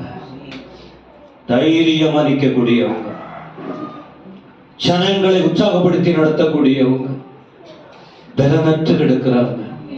கண்ணீர். யாருக்காக? தங்களுக்காக அல்ல, தேவனுக்கும் ஜனங்களுக்கும் நடுவில் நிக்கிறதுனால இந்த தலைவலி. முன்ன நிக்கிறவங்களுக்கு வேதனை தான். அதான் சொன்ன, மற்றவங்க பண்ணிடலாம். வேதனை யாருக்குன்னு சொன்ன பாருங்க, அவங்களதான் வேதனைப்படுத்துறோம். ஆண்டவருக்கு கோபம் வருது, நடுவில் நிற்கிறவங்களுக்கு தான் வேதனை வேணுமா? உங்களுக்கு முன்ன நடத்துகிற ஊழியக்காரங்க கடைசி வரைக்கும் உங்களால அழுதுகிட்டு இருக்கணுமா? எவ்வளவு வசனம் உங்க காதுல விழுது. நல்லதுக்கு தானே கர்த்தர் சொல்லி கொடுக்கிறா. உங்க பிள்ளைங்களுக்கு சொல்லி கொடுக்க மாட்டீங்களா? இதெல்லாம் நீங்களே யோசிக்க மாட்டீங்களா? ஒரு நல்ல வழியை நோக்கி போகணும்னு சிந்திக்க மாட்டீங்களா? யோசிங்க. ஏன்னா முன்னேறி செல்லணும்னா இதையெல்லாம் உணர வேண்டும். 7ನೇ ಅಧ್ಯಾಯ 6ರಿಂದ 9ರವರೆಗೂ ನಾವು ಓದುವಾಗ ಅಲ್ಲಿ ದೇವರಿಗೂ ಜನರಿಗೂ ಮಧ್ಯಸ್ಥಕನಾಗಿದ್ದ ನಾಯಕರಿಗೆ ನೋವು ಕಷ್ಟ ಬಂದಿತ್ತು. ಯಾಕೆಂದ್ರೆ ಅಲ್ಲಿದ್ದಂತ ಕಾರ್ಯಗಳನ್ನು ನೋಡುವಾಗ ಅನೇಕ ಕಾರ್ಯಗಳನ್ನು ಅನುಭವಿಸಿದರು. கஷ்டத்தை கழிச்சாங்க. 6ஆம் வசனம். பெட்டிக்கு முன்னால விழுந்தாங்க, முகம் குப்புற. புழுதிய போட்டுக்கிட்டாங்க, ஆண்டு விட்டு அழுறாங்க. யோசுவாவும் கூட இருந்தவங்க அழுறாங்க. வேற வழி தெரியல, என்ன பண்ண முடியும்? வேற என்ன செய்ய முடியும்? அடுத்த வார்த்தை சொல்ற ஏங்குது. அப்ப தெரியும். யோசுவா கூட இருந்தவங்க வழி தெரியல, ஆண்டவர் கோபமா இருக்கிறார். ஆனா கீழே விழுந்து புரள்றாங்க. ಯೆಹೋಶುವನು ಜೊತೆಯಲ್ಲಿದ್ದಂತ ಅನೇಕರು ಅವರಿಗೆ ಬೇರೆ ಮಾರ್ಗ ತೋರಲಿಲ್ಲ, ಯಾಕಂದ್ರೆ ದೇವರ ಕೋಪ ಬಂದಿದೆ. ಆದ್ರಿಂದ ಅವರು ಏನು ಮಾಡುತ್ತಾರೆ, ತಮ್ಮ ಬಟ್ಟೆಗಳನ್ನು ಹರಿದುಕೊಳ್ಳುತ್ತಾರೆ, ತಲೆಯ ಮೇಲೆ ಬೂದಿಯನ್ನು ಹಾಕಿಕೊಳ್ಳುತ್ತಾರೆ, ಮಂಜುಷದ ಮುಂದೆ ಬಿದ್ದು ಬೊರಳು ಬೀಳುತ್ತಾರೆ, ದೇವರ ಬಳಿಗೆ ತಮ್ಮ ಕಣ್ಣೀರುಗಳನ್ನು ಹಾಕುತ್ತಾರೆ. அது மட்டும் இல்ல, என்ன நடந்தது, ஏன் இந்த அளவுக்கு போனாங்க? ஆயிங்கிற பட்டணத்தை ஜெயிக்கணும். எரிகோ பட்டணத்தை ஜெயித்தாங்க. ஆயிங்கிற பட்டணத்தை ஜெயிக்கணும்னு போக போறாங்க. பிளான் பண்ணாங்க, ஈஸியா ஜெயிச்சிடலான்னு. ஆனால் அங்கே தோற்று போனது மட்டும் இல்ல, 36 பேர் செத்து போயிட்டாங்க. முக்கிய பொறுப்புல இருக்கிறவங்க. ஒரு பிரச்சனை வரும்போது எத்தனை பேர் உயிர் போகுது, சரீரத்துல சாகல, எத்தனை குடும்பம் சீரழியுது, எத்தனை ஆத்மா பின்மாற்றம் ஆகுது. அவங்க காதுகள்ல கேட்கிற வார்த்தைகள், நீங்க பேசுற வார்த்தையினால எத்தனை பேரை டிஸ்கரேஜ் பண்றீங்க. இதெல்லாம் யோசிக்கிறது இல்லை. நாம வாய் இருக்கிறதுனால, கை இருக்கிறதுனால எப்படி எப்படி யோசிக்கிறோம். இனியாவது கர்த்தர் ஞானம் கொடுக்கட்டும் ஒவ்வொருவருக்கும். ಆದ್ರೆ ಯೆಹೋಶುವನು ಅವನು ಎರಿಕೋ ಪಟ್ಟಣವನ್ನು ಜಯಿಸಿದ ಹಾಗೆಯೇ ಆಯಿ ಪಟ್ಟಣವನ್ನು ಜಯಿಸಬೇಕೆಂಬುದಾಗಿ ಅವರು ಇದ್ದರು. ಆದರೆ ದೇವರಿಗೆ ವಿರೋಧವಾಗಿ ಮಾಡಿದ್ದರಿಂದ 36 ಜನರು ಸತ್ತು ಹೋದರು ಎಂಬುದಾಗಿ ನೋಡುತ್ತೇವೆ. ನಮಗೆ ಬಾಯಿ ಇದೆ, ಕೈ ಇದೆ ಎಂಬುದಾಗಿ ನಮ್ಮ ಇಷ್ಟದ ಪ್ರಕಾರವಾಗಿ ನಾವಿರಬಾರದು. ஒரு இடத்துல வெற்றி கண்டவங்க தோல்வி வந்த பிறகு எப்படி இருக்கும் பாருங்க. இதை ஜெயிச்சிட்டோம், அடுத்து ஜெயிக்க போறோம், அப்படிதான் இருக்கும். தோக்கிறதுக்கு சான்ஸே இல்லை. ஆனா தோற்று போயிட்டாங்க.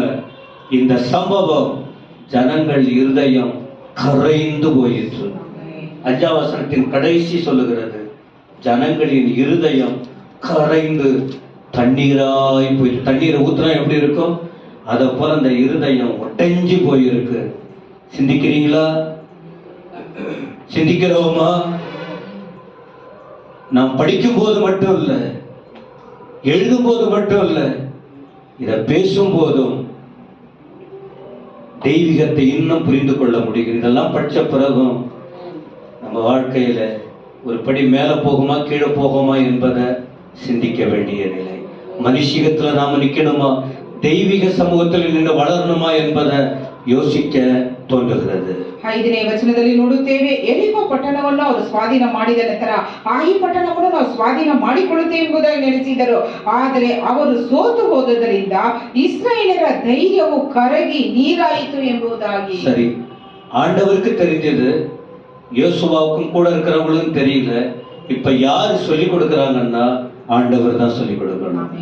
இவங்களை விட புத்திசாலியாக யாரும் இல்ல, இவங்களை விட தெய்வீகமா இருக்கிறவங்க யாரும் இல்ல. யார் தேவ சமூகத்துல இருக்காங்களோ அவங்க மூலம் தான் கர்த்தர் பேசிக்கிட்டே இருப்பா. அவங்களுக்கும் தெரியல, இப்ப கர்த்தர் பேசுகிறார், தெளிவுபடுத்துகிறார். வசனம் 11-15 படித்து பாருங்க. 7ನೇ ಅಧ್ಯಾಯ 11-15 ಓದುವಾಗ, ಅವರಿಗಿಂತ ಜ್ಞಾನವಂತರು, ಧೈರ್ಯಪಡಿಸುವವರು, ಬುದ್ಧಿ ಹೇಳುವವರು ಯಾರು ಇರಲಿಲ್ಲ. ಆದರೆ ದೇವರೇ ಬಂದು ಅವರಿಗೆ ಜ್ಞಾನವನ್ನು, ಧೈರ್ಯವನ್ನು ಕೊಡುತ್ತಾರೆ. என்ன செய்யணுங்கிற விஷயத்த நீங்க பைபிள் படிச்சீங்கன்னா தெரியும். அதுல அழகா வரிசையா ஆண்டவர் வேதனையோடு இருக்கிற தோல்வி கண்ட பிள்ளைகளுக்கு இதை விளக்கி கொடுக்கிறார். என்ன விஷயம், யாரால இந்த பிரச்சனை வந்தது, அதான் நான் உங்களுக்கு சொல்லுவேன். அதுல கவனிங்க. எல்லாம் இருக்கீங்களா? இடரல் வரும், யார் மூலமாவது வரும், ஏதாவது ஒண்ணு வரும். ஆனா எந்த குடும்பத்தின் மூலமா வருதோ, யார் மூலமா வருதோ அவர்களுக்கு இது ஏன் வார்த்தையா, கர்த்தருடைய வார்த்தையா? பிரச்சனை வரும் தான், எப்பாவது ஒண்ணு ஏதாவது வரும். ஆனா யார் மூலமா வருதோ அவங்க மேல தேவனுடைய கோபம் திரும்பும். ஸ்தோத்திரம். ಆದರೆ ಸಮಸ್ಯೆಗಳು ಸಾಮಾನ್ಯವಾಗಿ ಬರುತ್ತದೆ. ಆದರೆ ಯಾರು ಮುಖಾಂತರವಾಗಿ ಬರುತ್ತದೋ ಅವರಿಗೆ ದೇವರು ಸುಮ್ಮನೆ ಬಿಡುವುದಿಲ್ಲ ಎಂಬುದಾಗಿ ನೋಡ್ತೇವೆ. ಈ ವಾಕ್ಯಗಳನ್ನು ಓದುವಾಗ ದೇವರು ಅವರಿಗೆ ಹಂತ ಹಂತವಾಗಿ ತಿಳುವಳಿಕೆಯಿಂದ ಹೇಳಿಕೊಡುವುದನ್ನು ನಾವು ನೋಡುತ್ತೇವೆ. இப்ப யோசுவா கிட்ட சொல்லிட்டாரு, இப்ப நீ ஒரு முயற்சி பண்ணணும். அந்த பகுதி 14-18 யோசுவா உடனே கீழ்ப்படிந்து அந்த காரியத்தை செய்ய ஆரம்பிக்கிறார். 16ರಿಂದ 18ರವರೆಗೂ ಓದುವಾಗ ದೇವರು ಹೇಳುವಾಗ ಯೋಶುವನು ತಕ್ಷಣ ವಿಧೇಯನಾಗಿ ಆ ಕೆಲಸವನ್ನು ಮಾಡುತ್ತಾರೆ. என்ன பண்றாங்க? யோசுவா எழுந்தார். இப்போ யார் இந்த செயல்கள் இருக்க ஆண்டவருக்கு கோபம் வரவும் எங்களுக்கு வேதனை வரவும் தோல்வி காணவும் இந்த செயலுக்கு எந்த குடும்பம், எந்த கோத்திரம், எந்த வம்சம், எந்த குடும்பம், எந்த நபர் கர்த்தர் வரிசையா சொல்லிக் கொடுக்கிறார். பாருங்க, அந்த பகுதியில நீங்க பார்க்க முடியும். ಯಾರ ಮುಖಾಂತರವಾಗಿ ಈ ರೀತಿ ಆಯಿತು, ಸೋಲು ಬಂದಿತು, ದೇವರಿಗೆ ಅವಿಧೇಯತೆಯಿಂದ ನಡೆದುಕೊಂಡರು ಎಂಬುದಾಗಿ ನೋಡುವಾಗ ಅಲ್ಲಿ ನೋಡುತ್ತೇವೆ ಯಾವ ಗೋತ್ರ, ಯಾವ ವಂಶ, ಯಾವ ಕುಲ, ಯಾವ ಮನುಷ್ಯನು ಎಂಬುದಾಗಿ ಹೇಳಿಕೊಡುತ್ತಾರೆ. 16 வசனம் யூதா கோத்திரம், 17 செரகியரின் வம்சம், சேராகியரின் வம்சம் சப்தி, அப்புறம் கர்மியின் மகன் ஆகான். இப்ப டோட்டலா எல்லாம் கம்ப்யூட்டர்ல போட்டா, ஆதார் போட்ட பிறகு என்னென்ன விஷயம் எல்லாம் வெளியில வருதோ அதே போல ஆண்டவர் சொல்லியாச்சு, எல்லா விஷயமும் இப்ப வெளியில வந்துச்சு. 16ನೇ ವಚನ ಓದುವಾಗ ಯಹೂದ ಕುಲವು ಹಿಡಿಯಲ್ಪಟ್ಟಿತು, ಜೆರಹನ ಗೋತ್ರವು ಹಿಡಿಯಲ್ಪಟ್ಟಿತು, ಜಬ್ದಿಯ ಕುಟುಂಬವು ಹಿಡಿಯಲ್ಪಟ್ಟಿತು. ಅನಂತರ ನೋಡುವಾಗ ಜೆರಹನ ಗೋತ್ರದವನು ಜಬ್ದಿಯ ಕುಟುಂಬದ ಕರ್ಮಿಯ ಮಗನೂ ಆದ ಆಕಾನನು ಹಿಡಿಯಲ್ಪಟ್ಟನು ಎಂಬುದಾಗಿ. இந்த தேவனுக்கு கோபமும் இவ்வளவு பெரிய மோசமான காரியம் நடப்பதற்கு காரணம் யார் தெரியுமா? ஒரே ஒரு ஆளுதான். வம்சம் இல்ல, குடும்பம் இல்ல, அப்பா அம்மா இல்ல, ஒருத்தவனுடைய துணிச்சல். அப்போ ஒரு பிரச்சனை பெருசாகுது காரணம் யாரோ ஒருவருடைய துணிச்சல் தான்.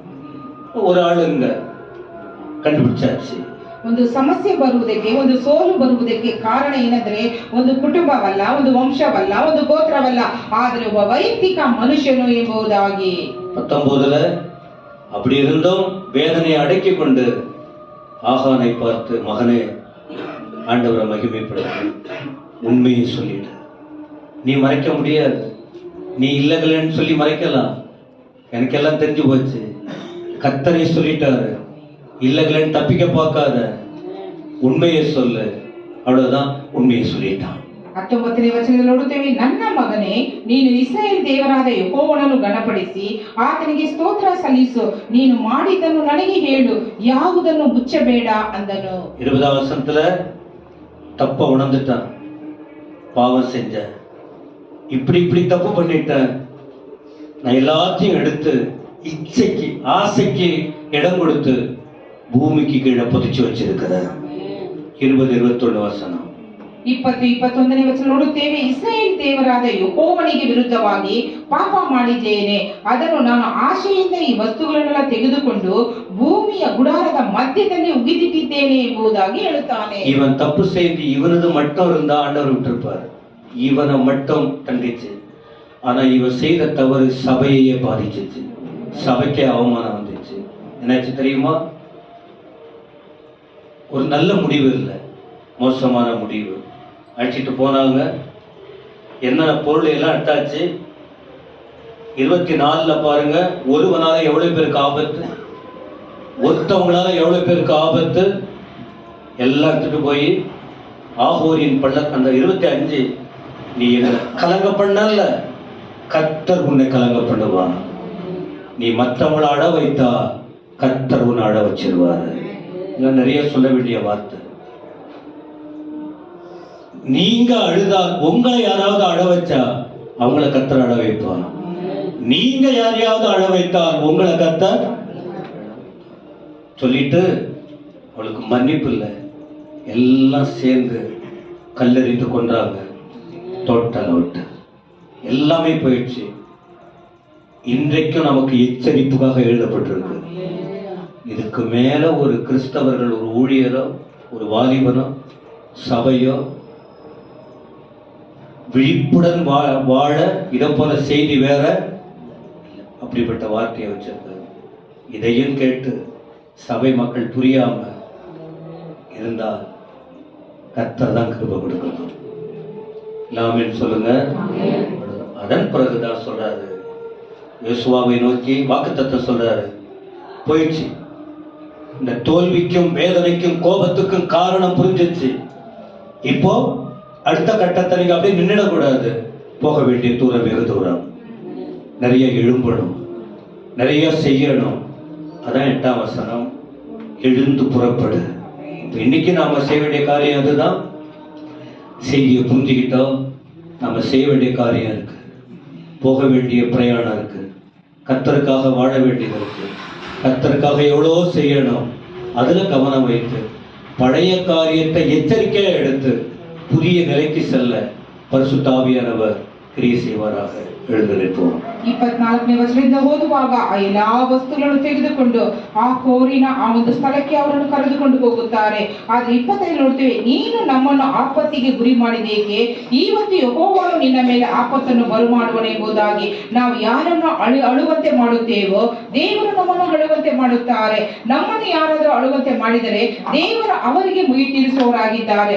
ಆದ್ದರಿಂದ ಅವರನ್ನೆಲ್ಲ ಕರೆದುಕೊಂಡು ಹೋಗಿ ಆ ಕಣ್ಣನ ಮನೆಯವರನ್ನೆಲ್ಲ ಕಲ್ಲೆಸೆದು ಕೊಂದರು ಎಂಬುದಾಗಿ ಓದುತ್ತೇವೆ. ನಾವು ಆ ರೀತಿಯಾದ ಪಾಪಗಳನ್ನು ಮಾಡದಂತೆ ನಮ್ಮನ್ನು ಪರಿಶೋಧಿಸಿ ದೇವರ ಮಾತನ್ನು ಕೇಳಿ ಆತನ ಕೋಪಕ್ಕೆ ಗುರಿಯಾಗದಂತೆ ನಮ್ಮನ್ನು ಕಾದುಕೊಳ್ಳೋಣ. இதுக்கு மேல ஒரு விளக்கம், ஒரு எச்சரிப்பு, ஒரு ஆலோசனை தேவன் எப்படி கொடுப்பார் தெரியல. இந்த காலையில் ஏன் இப்படிப்பட்ட வார்த்தை? கர்த்தர் நம்ம எல்லாரையும் நேசிக்கிறார். அவர் நீதி செஞ்சிட்டாரு பாருங்க, நீதி செஞ்சிட்டாரு. ஆனால் நீங்க கவலைப்படாதீங்க. நீங்க அவமானப்பட்டு இருக்கலாம், நீங்க தலை குனிஞ்சு இருக்கலாம். உங்க நிலைமை உங்களுக்கு தெரியும். இங்க இருக்கிற நீங்க உங்க நிலைமை, ஆனா உங்களை நீங்க உணரணும். எங்களை அவங்க பண்ணிட்டாங்க, எங்களை அவங்க பண்ணிட்டாங்க, எங்களை இவங்க பண்ணிட்டாங்க. இருக்கலாம். நீங்க என்ன செஞ்சீங்க? நீங்க என்ன செஞ்சீங்க? கர்த்தருடைய கோபம் எப்பவுமே அப்படி இருக்காது. உணர்ந்து ஒப்பு கொடுத்துட்டா போதும், கோபம் தணியும். கலங்காதே திகையாதேன்னு சொல்லுவா, எழுந்துருங்கன்னு சொல்லுவா, என் வேலையை செய்யுங்கன்னு சொல்லுவா. துன்மார்க்கரின் செல்வத்திரட்சியை பார்க்கிலும் நீதிமான் என்னுடைய கொஞ்சம் நல்லது. துன்மார்க்கரின் செல்வத்திரட்சியை பார்க்கிலும் நீதிமான் என்னுடைய கொஞ்சம் நல்லது. நிரந்தர சுதந்திரம் கர்த்தர் எனக்கு நீ தந்தது. நித்தம் பெருகும் கிருபை கொண்டது. என் கர்த்தர் எனக்கு நீ தந்தது. நிரந்தர சுதந்திரம் என் கர்த்தர் எனக்கு நீ தந்தது. நித்தம் பெருகும் கிருபை கொண்டது.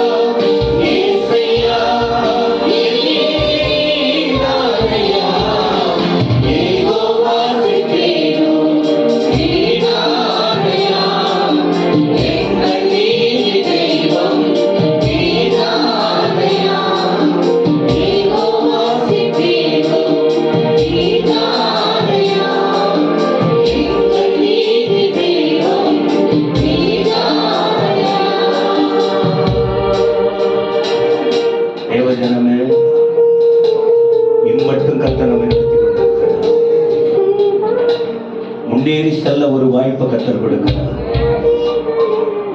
முன்னேறி செல்ல ஒரு வாய்ப்பு ஆண்டவர் கொடுக்கிறார். அதை எழுந்துடாதீங்க.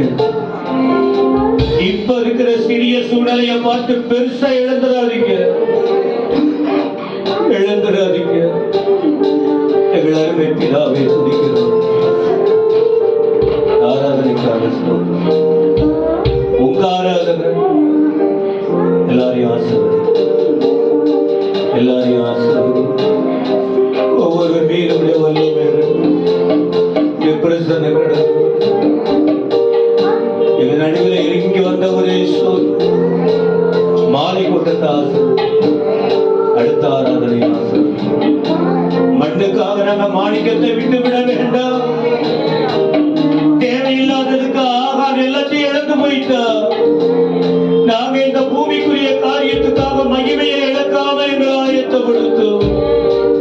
உமக்கே மகிமை மகிமை மகிமை மகிமை. இயேசு கிறிஸ்துவின் நாமத்தில் வேண்டிக் கொள்கிறோம் பிதாவே. கர்த்தரா இருக்கிற இயேசு கிறிஸ்துவின் கிருபை, பிதாவாகிய தேவனுடைய தூயாவியாருடைய நடத்துவாசம் எல்லாரோடும் ஏசப்பா வருகிற வரைக்கும் நிலைத்திருப்பதாக. நாத்துமாவை